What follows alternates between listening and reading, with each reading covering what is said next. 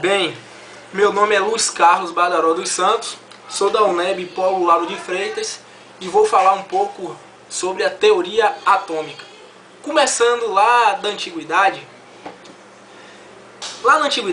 eles acreditavam que dividindo a matéria em pedaços cada vez menores, se chegaria no ponto onde as partículas cada vez menores seriam invisíveis ao olho humano.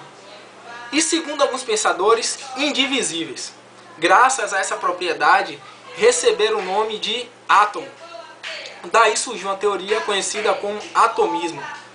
Essa teoria, conhecida como atomismo, foi a teoria cujas instituições mais se aproximaram das modernas concepções de teoria atômica atual. Mais ou menos no século V, Leucípito e Demócrito, eles discorreram sobre a natureza da matéria de uma forma mais interessante, de uma forma mais precisa. Eles propuseram que na realidade o todo se compõe não só de átomos ou partículas indivisíveis, conforme proposto anteriormente. Segundo Demócrito, a matéria era descontínua. Portanto, ao invés dos corpos macroscópicos, os corpos microscópicos ou átomos não dividem-se, sendo que consequência de suas dissociações e que qualquer matéria é resultado simplesmente da combinação de 4 elementos, que é o ar, o fogo, a água e a terra.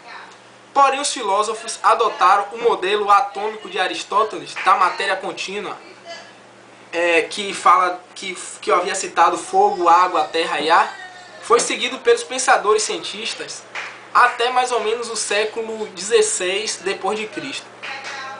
Logo depois veio John Dalton, professor de uma universidade na Inglaterra.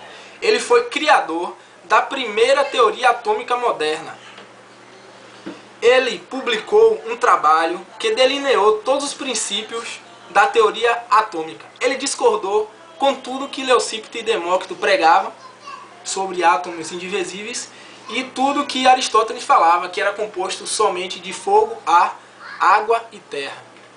Segundo Dalton, uma das características da teoria de Dalton era que átomos de elementos diferentes possuíam propriedades diferentes. Outra também interessante é que Dalton publicou foi que átomos de um mesmo elemento químico possuem propriedades iguais e peso invariável. Átomos também, segundo Dalton, são partículas maciças, indivisíveis e esferas formadoras da matéria. Mas nas reações químicas, os átomos permanecem inalterados. Bem, na verdade, o que Dalton propôs sobre a teoria do modelo atômico foi que, na verdade, ele propôs que o átomo é uma minúscula esfera maciça, impenetrável, indestrutível e sem carga. Ele também propôs que átomos de um mesmo elemento químico são idênticos. Seu modelo atômico foi chamado como modelo atômico de Bohr, conhecido também como modelo atômico da bola de bilhar. Apesar de ser um modelo simples, ele deu um grande passo na elaboração de um modelo atômico, pois foi o que instigou a busca por algumas respostas e proposições para os futuros modelos. O próximo modelo é o modelo atômico de Thomson. Na verdade, o que Thomson fez foi uma experiência utilizando tubos, chamados tubos de Crookes, que ele demonstrou que raios catódicos podiam ser interpretados como um feixe de partículas carregadas negativamente e que possuíam massa. Ele concluiu que essas partículas negativas deviam fazer parte de qualquer átomo, recebendo assim o nome de elétron. O modelo atômico de Thomson dizia que o átomo não era maciço, mas sim um fluido com carga positiva no qual estava disperso elétrons. Na verdade, esses elétrons ele chamava de carga negativa. Podemos também fazer uma analogia desse modelo atômico com um conhecido também como um pudim de passas. Depois veio o próximo modelo, que é o de Rutherford. Na verdade, as bases para o desenvolvimento da física nuclear foi lançada por esse cientista, Rutherford, que ele desenvolveu a teoria sobre toda a estrutura atômica.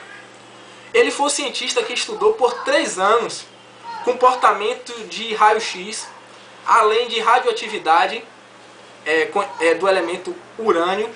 Uma das inúmeras experiências que ele fez foi que demonstrava o espalhamento das partículas alfa.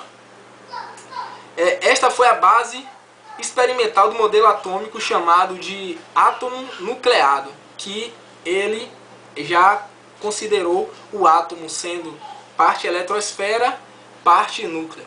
Durante suas pesquisas, Rutherford observou que para cada 10.000 partículas alfas aceleradas incendidas na lâmina de ouro, apenas uma refletia ou se desviava da trajetória. O que é que ele queria dizer? Ele quis dizer que no centro do átomo existia uma parte muito pequena, conhecida como núcleo, onde havia o choque.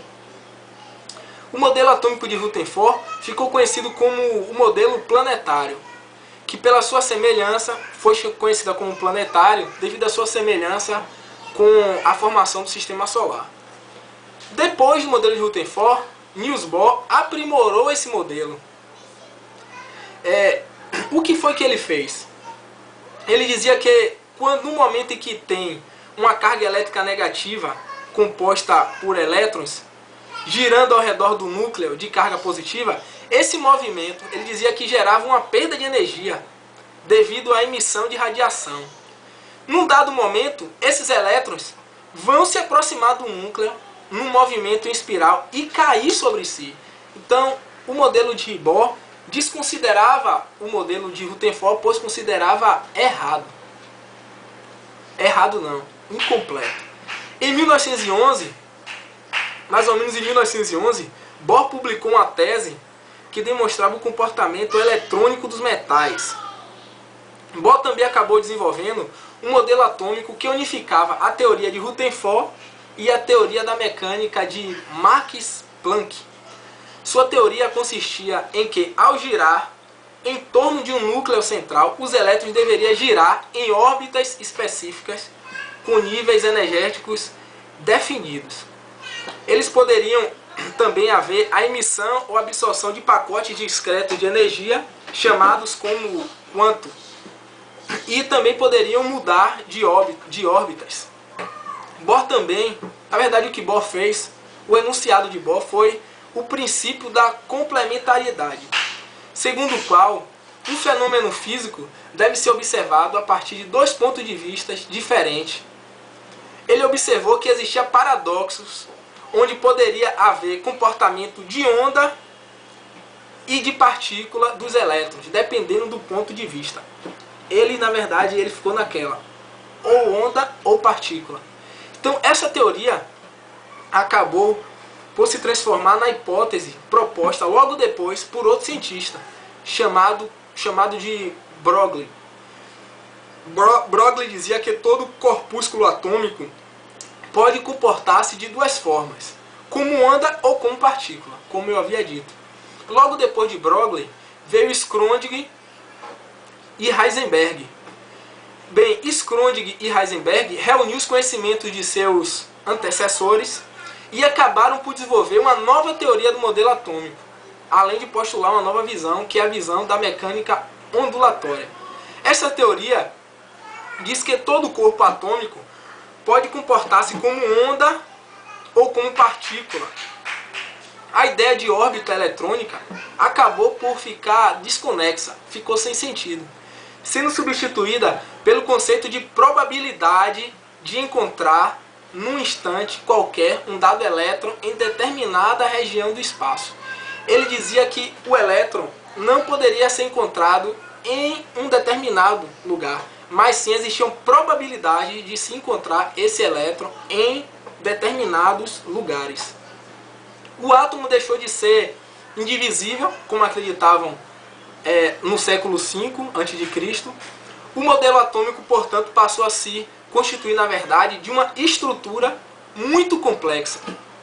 Uma das características do modelo atômico atual é que se sabe que os elétrons possuem carga negativa, massa muito pequena e que se movem em órbitas ao redor do núcleo atômico. Outra teoria outro fundamento